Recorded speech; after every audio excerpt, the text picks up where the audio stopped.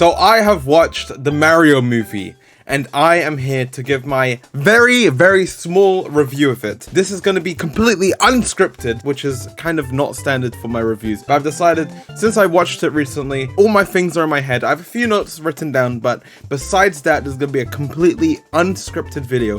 So it's just going to be me sharing my thoughts the entire time, and it's just gonna be going and going and going and going, and hopefully it's gonna be a good video because I don't have a script, and I hope that this review is cohesive, that it actually makes sense.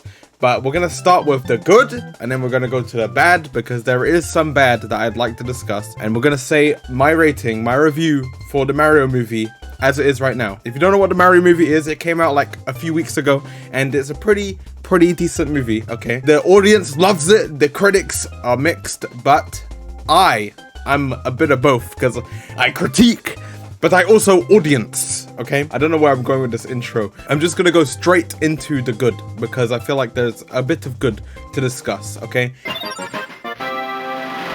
Firstly, the most important thing, the animation. Is it great or is it bad? Obviously this is in the good section, so the animation is actually pretty good. It's actually really good. It's very, very nice. I like the animation. You know, Illumination is an animation studio, so of course their animation is going to be good, but it's not that standard generic animation that you usually get nowadays. It's actually refined, and it's actually creative, especially with how it handles the source material for Mario. For example, there is that scene where Mario and Peach have to train, well, Mario has to train, to be able to go to Donkey Kong.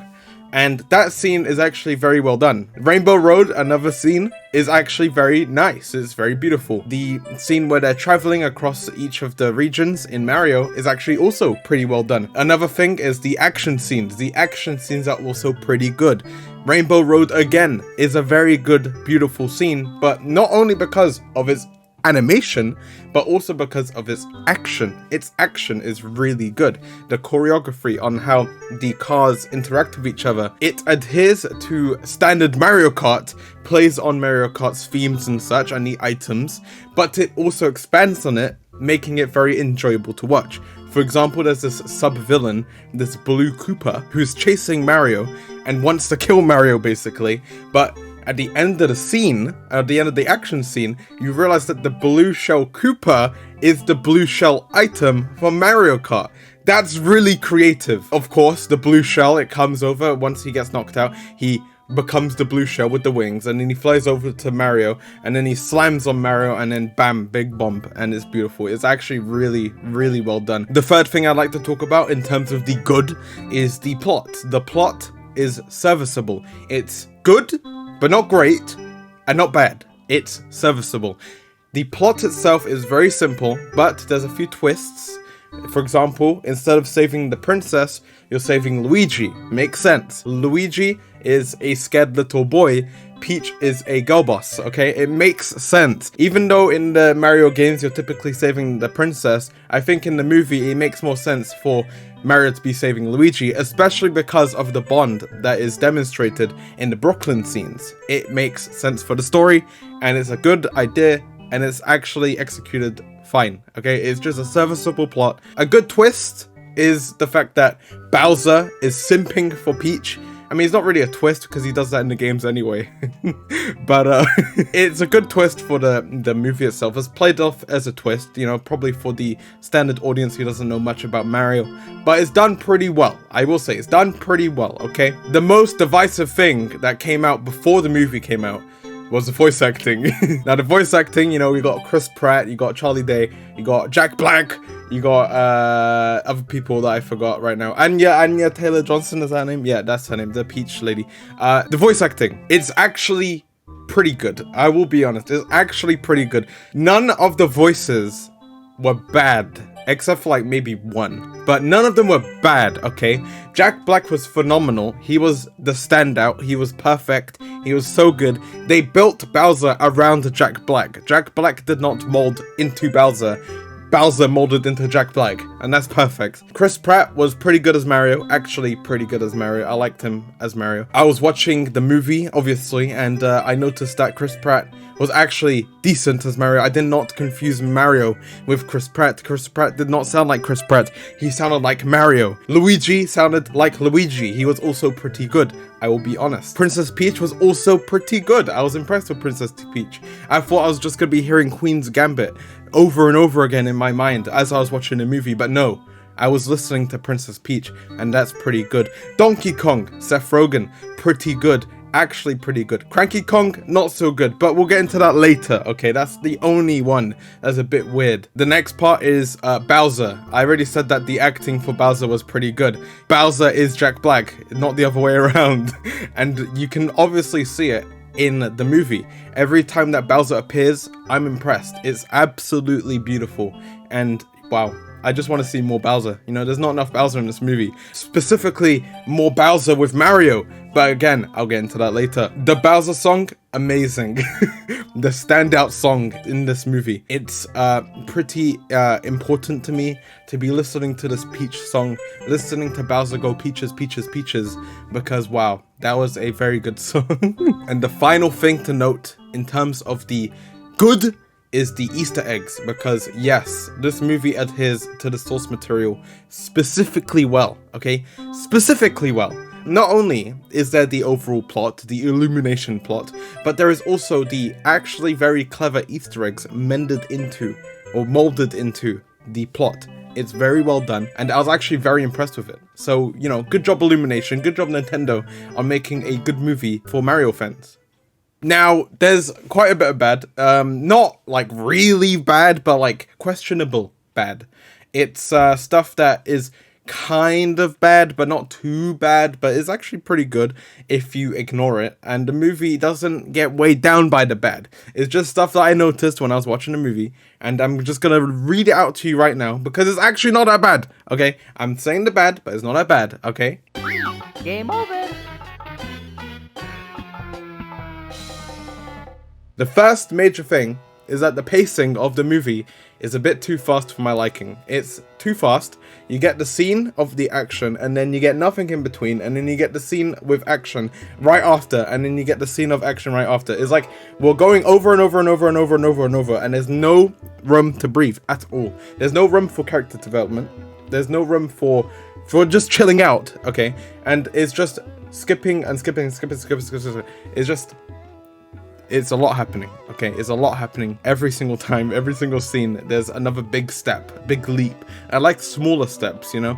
I like a big step and then a few small steps and a big step. I don't want a big step, then a big step, okay? There's no room for character development. When you have the pacing this fast, you can't really go in depth with the characters. You have the bare bone characters in the Mario movie, like Mario's the guy that loves his brother. Luigi's the guy that's scared and also loves his brother. Bowser just wants Peach because he loves Peach. Peach wants to protect the Mushroom Kingdom. That's basically their characters. There's a few details in the middle. Like, for example, there's that fire flower scene with Peach and Mario and Toad. But that scene is pretty good. I wanted more of that, you know, learning a little bit more about their characters without much action in between. Now, there were also some weird moments. The dog scene was specifically very Illumination, and that's a bad thing because they made the minions. The eel subplot, where Mario and Donkey Kong, after getting blown up by the blue shell, enter an eel, and then they escape immediately after. Very weird. I don't think that was needed at all. But yeah, Peach, when she first meets Mario, she's like, "What? Who are you? Why are you human? I've never seen another human before. This is crazy. I've never seen another human." And then Mario's like, "Yeah, I came through this pipe." And then she's like, "Oh, wow, come with me. What a great guy you are, my friend. And we go defeat Bowser, even though I know nothing about you. And I don't know if you can be trusted." And that's a bit weird. There's a symptom of the movie being very fast-paced. You can't actually have Peach question Mario because then it'd be a bit too slow for the rest of the movie. You had to keep the pace up because the pace itself was already very fast. Also because of the pacing was that Mario only saw Bowser at the very end in the movie. Like, in the wedding scene, I believe. That's the only time Mario saw Bowser. And that's a bit weird because up until that point, Mario's told about Bowser and he's never seen him. So a bit odd. At least have him see Bowser like once or twice before the wedding scene. But yeah, pacing. It's just pacing. It's just pacing. Another thing, also pacing, I assume, or it's just the structure of the movie, is Mario and Luigi, their dynamic is really good, but you only see their dynamic come to play at the very end of the movie and the very start of the movie in Brooklyn. Like, they only interact in Brooklyn. In the Mushroom Kingdom, they're separate. But in Brooklyn, they're together. Why? At least have a few scenes in the Mushroom Kingdom where maybe like Mario infiltrates Bowser's castle or something and then sees Luigi and is like, hey, Luigi, hey. And then Peach comes like, you can't be here. You have to leave. I don't know. Cranky Kong also, another weird thing. His voice acting, very odd. Did not sound like an old guy. But, you know, it wasn't that bad. The writing wasn't that bad, I have to say. You know, it wasn't the worst. It's just a little distracting at first. I got used to it, but still, I would have liked to see something a little bit more frail. Some song choices, finally, the last bad thing, some song choices, well, a lot of them were in line with Mario and the Mario theme. There were some songs which were just, you know, 80s rock. And I don't know if that was quite fitting for the movie. In the scene where you first enter the Donkey Kong country, you know, haha, funny pun. When you first enter the Donkey Kong Kingdom country thing, you have this song. I forgot what the song was. I think it was Take On Me or something like that. Very not fitting at all. It was a bit weird. The scene itself was really cool. I liked how he was eating the banana and then threw the peel, and then Mario Kart, you know, he slid. That was very fun. But the song maybe picks up because maybe like just have a Donkey Kong song in that scene. Just have a Donkey Kong song in that scene. It doesn't make sense, okay? Just add music that fits the areas, okay? It is that simple. It's really that simple. And you know what is simple? Giving this movie a rating, because I like this movie. It was actually pretty good. Would I see it again? Maybe. DVD, I don't know. But I will give the movie a solid 8 out of 10. It is very good. I actually enjoyed it. You know, I'm looking forward to the sequel because the post-credit scene was, yeah, it was a post-credit scene. And I'm curious, you know, maybe the villains for the next movie could be Wario and Waluigi. That could be fun, you know? The dichotomy between the good brothers and the bad brothers. Willem Dafoe's Waluigi, you know, that's a good shout. That's a good shout. But yeah, 8 out of 10. Good movie. I enjoyed it. Did you enjoy it? Maybe you did. I don't know. Write in the comments if you wish. If you don't wish, leave me a like. You know, just give me a like. You know, that's all I wish. And I'll see you next time. That was my review. I hope you enjoyed.